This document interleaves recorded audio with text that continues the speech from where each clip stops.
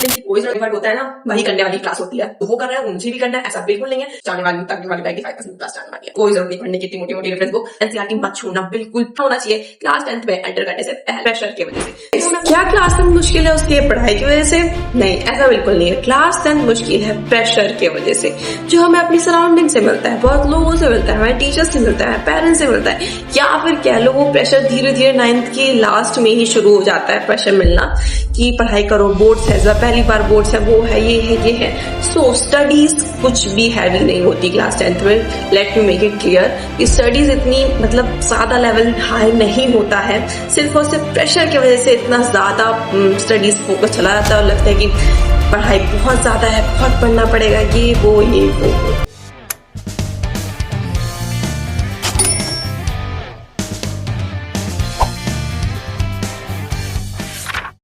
So hey everyone, if you are in class 10th and आप बहुत panic कर रहे हैं, डर लग रहा है आपको क्लास 10th में आने के बाद, तो रुक जाओ, रिलैक्स, रुक जाओ भाई। इतनी डरावनी नहीं होती क्लास 10th, या फिर मैं कहूँ बिल्कुल भी डरावनी नहीं होती। So in this video मैं बताने वाली हूँ आपको कुछ 5 तगड़े टिप्स जो आपको बिल्कुल 101% पता होना चाहिए क्लास 10th में एंटर करने से पहले। So let's get started. So tip number 1, NCERT is the god. NCERT is the key. Like NCERT को तो मत ही भूलना कि बहुत सारे रेफरेंस बुक के चक्कर में, बहुत सारी चीजों के चक्कर में, रेफरेंस बुक के चक्कर में, क्वेश्चन बैंक के चक्कर में NCERT को तो भूल ही जा रहे हो। NCERT की कुछ लाइनें तो बिल्कुल रटी होनी चाहिए जुबान में, स्पेशली साइंस एंड एसएसटी के लिए तो NCERT मत छोड़ना, बिल्कुल भी मत छोड़ना। स्पेशली एसएसटी तो भाई बहुत ज्यादा, मैं तो कह रही हूँ एसएसटी सिर्फ और सिर्फ NCERT से ही पढ़ना और कहीं से पढ़ना ही मत। सो NCERT तक ही रहो, उसे ही फॉलो करो, क्वेश्चन बैंक लगा लो, सैंपल पेपर्स लगा लो, इनफ है भाई, enough. I don't think so कि रेफरेंस बुक की ज्यादा नीड है। So tip number 2 is consistency is greater than long study hours. इसका मतलब क्या होगा? जितनी तक इस लाइन कह दी मैंने, तो इसका मतलब ये होगा कि ये कोई बात नहीं होती कि आप हफ्ते में 3 बार पढ़ रहे हो, 2 बार पढ़ रहे हो, फिर 1 दिन छोड़ रहे हो, 1 दिन पढ़ रहे हो, 1 दिन छोड़ रहे हो, 1 दिन पढ़ रहे हो। नहीं भाई, नहीं। So, हमें पढ़ना है रोज 2 घंटे। वो 2 घंटे में ये नहीं गिनना है कि हम छापे डाल रहे हैं, जो स्कूल में होमवर्क कराए वो छापे डाले, स्कूल में काम कराए वो छापे डाले, होमवर्क दिया है तो उसको छापे डाले, उसको लिखे डाले। वो नहीं होता। वो 2 घंटे की स्टडीज मतलब नहीं है, उसको मत माना करो, उसको मत लिया करो 2 घंटे की स्टडी। 2 घंटा मतलब उसमें आपको खुद से स्टडी करनी, खुद की ऑनेस्टली स्टडी करनी है। उसमें आपको क्वेश्चन सॉल्व करने हैं जो भी चैप्टर पढ़ाया गया है, एंड जो चैप्टर आपको बैचेस में, कोचिंग में या फिर स्कूल में पढ़ाया गया उसको रिवाइज करना है, उसको अच्छे से पढ़ना है। तो वो होगा एक बहुत अच्छा 2 आवर्स की स्टडी। उसको माना जाएगा कि हाँ पढ़ा है तुमने, ये पढ़ा है तुमने। तो अगर इतना तुमने कर लिया ना तो भाई सॉर्टेड है भाई, सॉर्टेड है। 101% मार्क्स परसेंटेज जाने वाली, तकरीबन वाली 95% प्लस जाने वाली है। So tip number 3 is don't compare yourself with anyone else. Like कोई 6 घंटे पढ़ रहा है, 12 घंटे पढ़ रहा है, आपसे क्या लेना देना?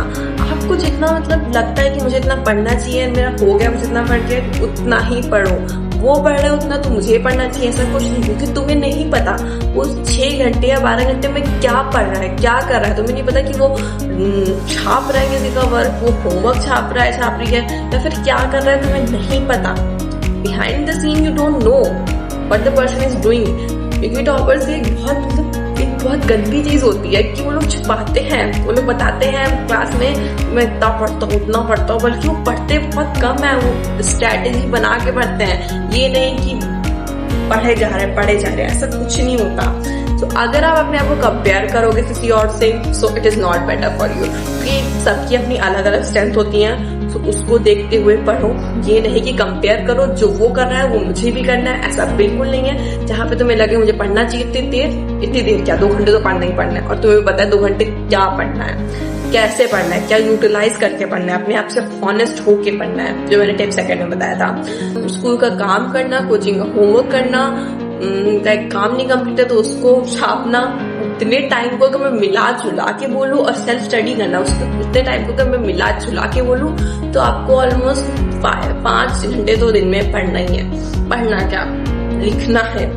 2 घंटे रियल स्टडी होती है। And tip number 4 is make short notes specially in SST and maths में ऑब्वियसली बात आपको फॉर्मूला शीट बनानी ही बनानी चाहिए। जो चैप्टर कंप्लीट हो जा रहा है उसकी फॉर्मूला शीट बनाते जाइए। लाइक चैप्टर कंप्लीट हुआ एक पहला चैप्टर मैथ्स का, उसका बिना देखिए आप ट्राई करिए कि फॉर्मूला शीट आप बनाइए, एंड देन फिर आप देख लीजिए कि आपने क्या क्या छोड़ दिए, कौन से कॉन्सेप्ट छोड़ दिए, कौन से फॉर्मूलाज छोड़ दिए, एंड फिर उसको अच्छे से तैयार करके रख दीजिए। फर्स्ट चैप्टर की होगी, सेकंड चैप्टर पढ़ा उसकी बनाई, थर्ड चैप्टर पढ़ा उसकी बनाई, एंड ऐसे ही चलते रहेगा। एंड फिर लास्ट में जब आपके एग्जाम आएंगे तो लिटरली बता रही हूँ वो जो फॉर्मूला शीट होगी वो आपके लिए ब्रह्मास्त्र के लिए ब्रह्मास्त्र की तरह काम करेगी। वही होता है ना, तो उसी की तरह वो आपकी फॉर्मूला शीट काम करेगी। एंड फॉर्मूला शीट में ये नहीं कि सब फॉर्मूलाज लिखे जा रहे हैं, सब कॉन्सेप्ट ही लिख रहे हो, नहीं। एक फॉर्मूला लिखा उसका एग्जाम्पल नीचे लिखो, कि फॉर्मूला लिखने के बाद उसका एक एग्जाम्पल लिख दिया कि ये फॉर्मूला ऐसे अप्लाई होगा,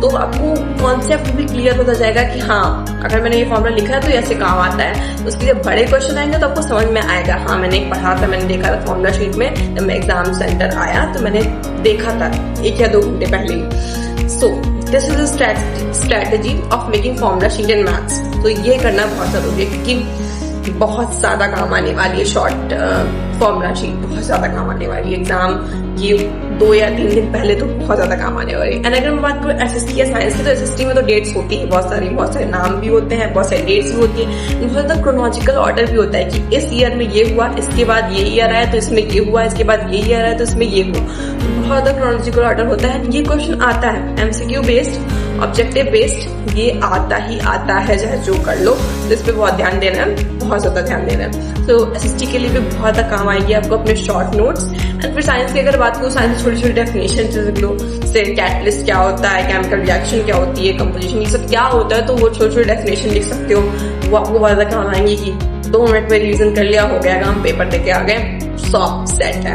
मैं इंग्लिश की बात करूँ तो इंग्लिश में आप एक पेपर बना सकते हो, इस ग्रामर के लिए स्पेशली आप बना सकते हो कि हाँ लेटर कैसे होता है, या फिर एनालिटिकल पैराग्राफ कैसे होता है, राइटिंग सेक्शन में सारी चीजें आती है, उसके लिए आप पूरी एक बना सकते हो पेपर में, उसमें आप लिख सकते हो कि क्या उनसे चीज कैसे होती है, तो वो बहुत इजी हो जाएगा आपके लिए कि 2 मिनट में देखा एंड फिर पेपर देने चले गए। सब्जेक्ट की मैं बात करूँ तो मुझे लगता है और किसी के लिए भी शॉर्ट नोट्स जरूरी है, लेकिन हाँ ये एक बहुत अच्छी स्ट्रेटजी होती है कि आपने अभी चैप्टर पढ़ा एंड फिर आपने बिना देखे उसके बारे में लिखना स्टार्ट कर दिया, उसके बारे में लिखना स्टार्ट कर दिया, लिखे जा रहे हो बिना देखे, वो भी बंद कर दो, नहीं याद आ रहा है कोई बात नहीं, दिमाग में जोर डालो, याद करो, लिखने ट्राई करो, नहीं याद आ रहा तो कॉपी खोलने की तो बिल्कुल जरूरत नहीं है, कम से कम 10 या 5 मिनट सोचो, याद करने की कोशिश करो क्या था, नहीं तो पेज छोड़ के उसके लिए आगे स्टार्ट करो, लिखना स्टार्ट करो। फिर आप जब पेपर में करोगे तो आपको हाँ याद आएगा, हाँ मैंने ये गलती की थी लिखते समय और मुझे ये चीज याद नहीं आ रही थी एंड अब मुझे याद आ रही है, यही आ गया पेपर में। तो ये स्ट्रेटेजीज लाइक बहुत अच्छी स्ट्रेटेजी होती है, पहले पढ़ना एंड फिर थोड़ा सा लिखते जाना। एंड टिप नंबर 5 जो सबसे ज्यादा इम्पोर्टेंट है, ब्रेक लो। क्लास 10th को इतना मत समझो हैवी कि सिर्फ पढ़ाई करनी है, क्लास 10th में कुछ नहीं करना। क्लास 10th को इतना ले रहे हो कि यार नीट का एग्जाम जैसा है कि इस साल पढ़ लूं तो अगले साल एंजॉय करूंगा, नहीं 11th में आकर बिल्कुल एंजॉय नहीं कर पाओगे, पढ़ाई की वजह से तो बिल्कुल नहीं एंजॉय कर पाओगे। तो ये तो सोचना है मैं कि क्लास 10th में मैं थोड़ा पढ़ लूं, बहुत ज्यादा पढ़ लूं, फिर 11th में चिल मारूंगा, नहीं भाई उल्टा करो इसको, उल्टा अपोजिट करो इसको, ऐसा बिल्कुल नहीं होता है, लेट मी क्लियर, अपोजिट करो इसको। क्लास 10th में मजे कर लो, जितना करना उतने कर लो, उतना कर लो, क्योंकि दिन में बस 3-4 घंटे पढ़ना है, उसके बाद तो तुम्हें क्या ही करना है, उसके बाद तो जो करो, जहाँ घूमो, जहाँ मुंडन में जाओ, जहाँ शादी में जाओ, फिर करना ही क्या है। तो क्लास 10th को इतना मत लोड लो, 11th में पढ़ लेना, 12th में पढ़ लेना, वो होती है पढ़ने वाली क्लास 10th सिर्फ और सिर्फ वो एक वर्ड होता है ना, वही करने वाली क्लास होती है। सो वही करो क्लास में, because class 10th is a last class जब आप अपने दोस्तों के साथ होगे, क्योंकि 11th में ऑब्वियसली बात सब डिवाइड हो जाएंगे, कोई साइंस में चला जाएगा, कॉमर्स में चला जाएगा, ह्यूमैनिटीज में चला जाएगा। तो class 10th is a last class जिसमें आप बिल्कुल खुल के मजे कर सकते हो, तो कह दूं बंक भी मार सकते हो दोस्तों के साथ। इसलिए मैंने कहा कि बहुत इंपॉर्टेंट टिप है कि थोड़ा ब्रेक लो, थोड़ा क्या बहुत ज्यादा ब्रेक लो, क्योंकि पढ़ाई ज्यादा होती नहीं क्लास 10 में। लास्ट मतलब पूरे साल आराम से पढ़ो, फिर लास्ट के 2-3 महीने पूरा घसीट के पढ़ लो, सेट है भाई, पूरा शॉर्ट है, 101% 95% प्लस 95% प्लस तो चली जाएगी आपकी percentage.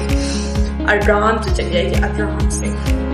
So in the end of this video मैं बस यही कहूंगी, क्लास 10 में इतना लोड लेने की कोई जरूरत नहीं है। पढ़ाई करना है तो 11th में तगड़े से करो, 12th में तगड़े से करो, 10th में इतनी जरूरत नहीं है लोड लेने की कि मुझे पढ़ाई करनी है, कोई जरूरत नहीं। क्योंकि 11th में तो आपको बहुत पढ़ना है, बहुत ज्यादा ही पढ़ना है, क्योंकि बहुत बड़ा जंप होता है फ्रॉम 10th टू 11th। सो अगर आपको ऐसे ही रियलिस्टिक कंटेंट चाहिए क्लास 10 या किसी और क्लास के बारे में, या फिर मेरी लाइफ के बारे में, मेरे एक्सपीरियंसेस के बारे में, सो डू सब्सक्राइब। एंड अगर आपको वीडियो अच्छी लगी, कोई भी टिप अच्छी लगी, तो like this video and comment में जरूर बताना कि आपको ये वीडियो कैसी लगी, एंड ये भी बताना कि आपको नेक्स्ट वीडियो कैसी चाहिए। So till then bye.